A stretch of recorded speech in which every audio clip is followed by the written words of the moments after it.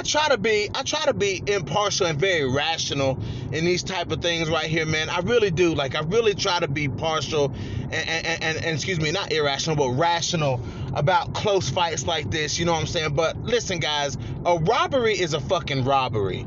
Listen, Cage Warriors ought to be ashamed of themselves, man.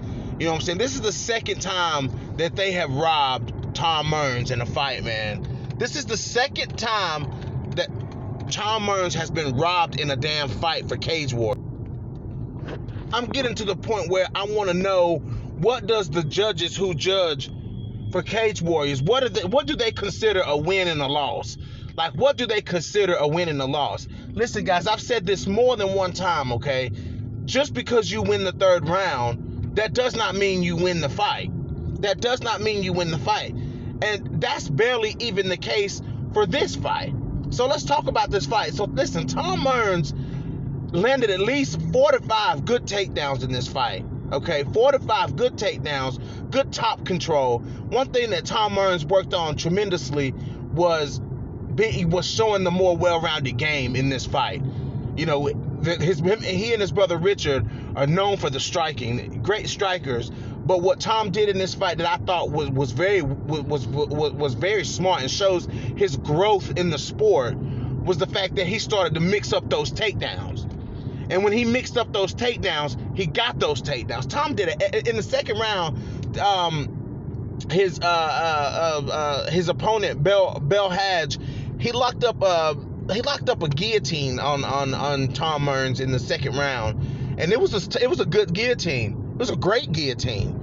But what Tom did very well was counter that guillotine with a takedown. They tell you that, guys. You hear that all the time. Counter the guillotine with a takedown. He countered that guillotine, grabbed that single leg, ran the pipe, took him to the ground, and held him on the ground for the rest of the round. You know what I'm saying?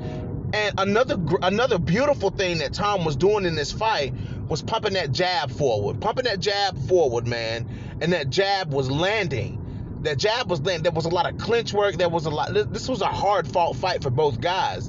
You know what I'm saying? But what surprised me is for this dude to have such a huge striking, a huge reach and size advantage over Tom. You know what I'm saying? Tom's jab, Tom had a lot of success with the jab in close range. You know what I'm saying? I was very surprised at how much success this guy allowed Tom to have in those exchanges at range where Tom was landing that jab and landing that right hand. Dude was getting Tom in a Muay Thai clinch, but Tom was answering that with strikes. So he really couldn't get off any big knees. Got off a couple of them. Couldn't get off any really big knees.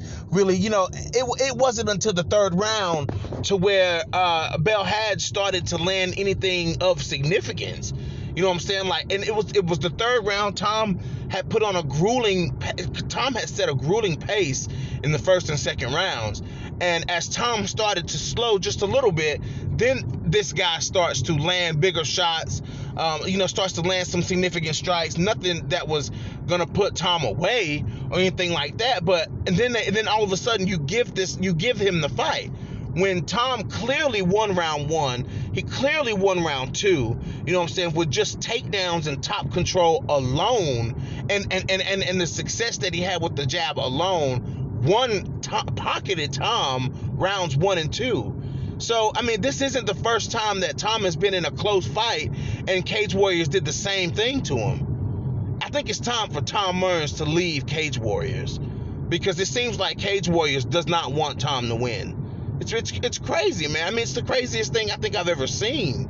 Watching the UFC, watching Bellator, you know a win when you see a win. You know what I'm saying? You know a win when you see a win, and this was not a win for Bell Hadj.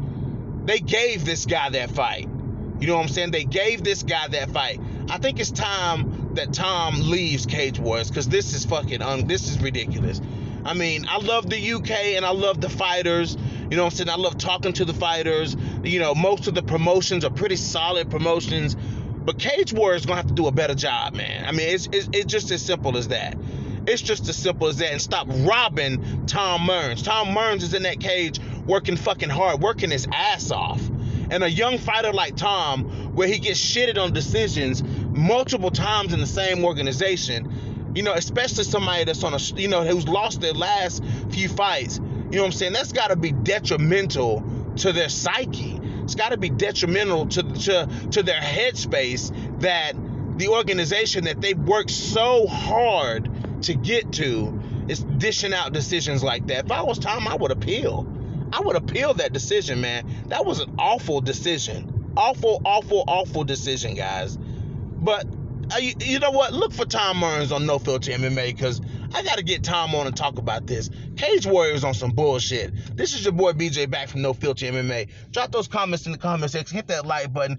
Hit the damn dislike button. If you guys haven't already, hit the damn subscribe button. And fuck Cage Warriors for that. That's pretty fucked up, man. And I'm out.